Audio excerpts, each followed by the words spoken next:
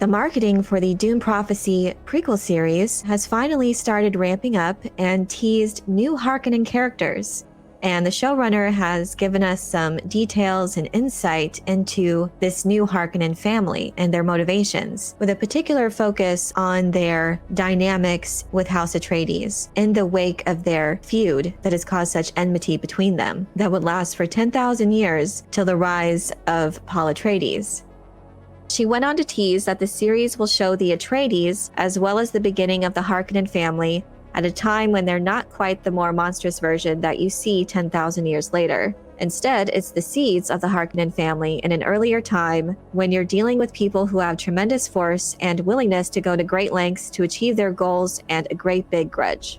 The event that started the whole Atreides-Harkonnen feud happened not that long ago in this time period at the Battle of Corinne, which was around the time of the Machine Crusade, and Atreides had the Harkonnen ancestor banished for cowardice. And it's what led to their enmity between them, a feud that still remained 10,000 years later. We did see a couple of images of the Harkonnens, and I assume they're on the planet Lankavel. I don't think they've reached Getty Prime yet. So that's kind of interesting too. We're going to see different planets that I think people will like to see the broader universe explored. So they're suffering from the defeat and the stain of that. We're also going to see, of course, the Harkonnen sisters, Valia, who is trying to attain power in a different way for her family. But I think at some point, yeah, she's just going to go all in on the sisterhood agenda. But I think initially, yes, her plans in joining the sisterhood was to regain the power, the acclaim, the honor that their family once had. But then, yes, at some point, she's all in on the sisterhood and their plans for humanity. Some people think the feud is just the grudge, but it's more because the Atreides seem to continue to oppose the Harkonnen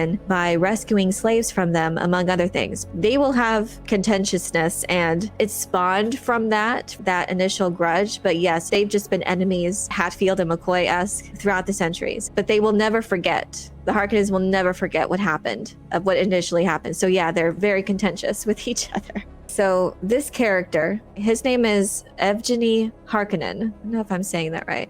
Evgeny. It's interesting. There's actually a page, but his name is spelled with a Y. But this is actually from the Dune Encyclopedia.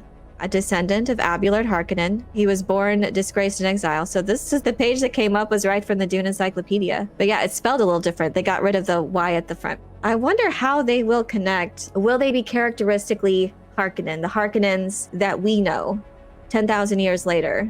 The Baron, Feud, the Beast, they're very, very well known in Dune fans' minds and general audiences now, probably more too. And how are they going to be distinct? Are they going to have that same traditional Harkonnen traits of greed and ambition? They are now at a place, though, where they definitely do not have the prominence and wealth, and they get to that point because of their treachery and greed. But at this point, they're just starting fresh in that regard with their having been disgraced. So I am intrigued by the Harkonnen dynamics here, not just with Valia and Tula, because they're mostly with the Bene Gesserit in this regard, but the other houses and how this will affect them. They're going to have to be more desperate. And the Baron was very distinctive in that he was cunning and he was very intelligent and cold and calculating. And that was one of his distinguishing traits. Feyd-Rautha had that characteristic, greed and ambition. He was also more narcissistic. That was a trait that kind of dominated others. And he was really focused on himself and propping up himself. And the Beast, he was intelligent to a degree. You know, his uncle kind of underestimated him in a lot of ways, but not as intelligent and definitely much more animalistically brutal the way he acted.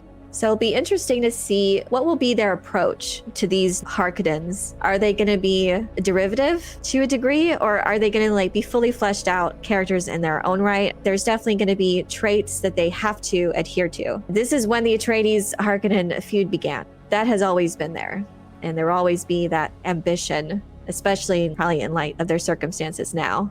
Disgraced circumstances, probably more desperate in their schemes and maybe not as calculating at first, maybe more desperate to try to make moves, riskier moves, I guess, in the Imperium. So overall, my hopes for this new Harkonnen family, these new characters, when it comes to the head of House Harkonnen, Yevgeny, it would be interesting to see him bear similar traits to the Baron Vladimir Harkonnen archetype. when it comes to how he was presented in Denis Villeneuve's 2 film adaptations, his character was definitely streamlined and almost to the point of being one-dimensional. He was formidable and intimidating, with a sole focus on maintaining power and for his house to rise in influence and also eliminating his enemies, but we were also missing his scheming and his calculating intellect. That was another core trait of this character, that it wasn't just his physical appearance that was intimidating, it was his twisted, ambitious mind. We didn't really get to see the full breadth of his personality and character traits. So these are traits that I'm hoping that we'll get to see presented in these new Harkonnen characters, in particular the head of House Harkonnen, Yevgeny, who kind of looks already like he's embodying those traits that led to the Baron's corpulence. So he's more on that heavy side, which was attributed to the Baron's insatiable lust for self-gratification. And that's what caused him to be so large to the point where he needed suspensor technology to move around. So it seems that that's kind of a trait that they're alluding to possibly in the future, with him being more on the heavy side physically. So I'm curious to see how else he will embody the Baron's other traits, hopefully, when it comes to the scheming of trying to elevate their house after suffering such a critical blow from the embarrassment of having their ancestor branded a coward and having to suffer the embarrassing defeat in that regard when it comes to their place and status in the assembly of the Landsrat of the other great houses. One of the most fascinating aspects of House Harkonnen is their complex family dynamics. So the other Harkonnens that we see presented besides the head of House Harkonnen, Yevgeny, we will of course get to see Valya and Tula Harkonnen, who are serving the interests of their own house, but also of the sisterhood of the Bene Gesserit.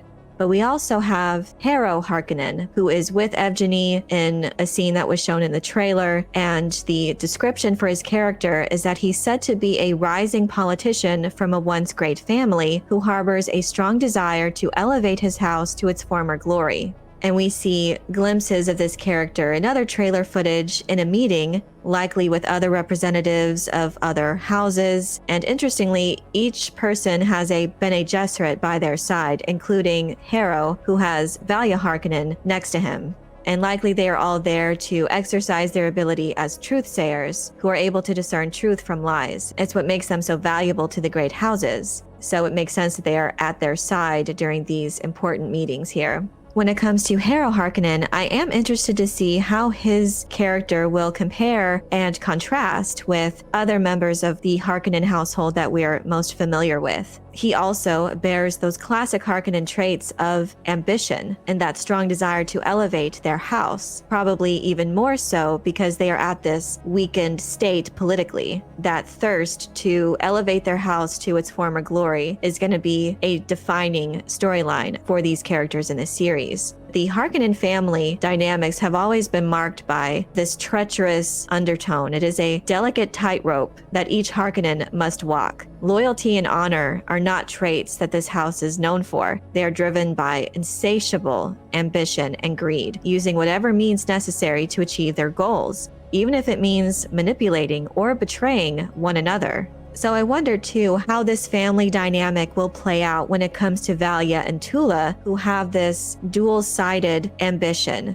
They, of course, want to elevate their house to its former glory, but they are members of the Bene Gesserit sisterhood, with Valya being a full-on Reverend Mother, a high-ranking member of the Order. And apparently this will be a storyline for her particular character, is that she will start on this path of wanting to lift their house from the shadows of this embarrassment that they've suffered, but will eventually fully embrace the Bene Gesserit agenda to look at things from a much broader perspective. And likely these typical Harkonnen traits will play a role in their quest for power and control. It seems that the Harkonnen Bene Gesserit sisters will come to use those classic Harkonnen traits, but for the benefit of the Order, for the benefit of the sisterhood, for ultimate control of the Imperium and humanity itself.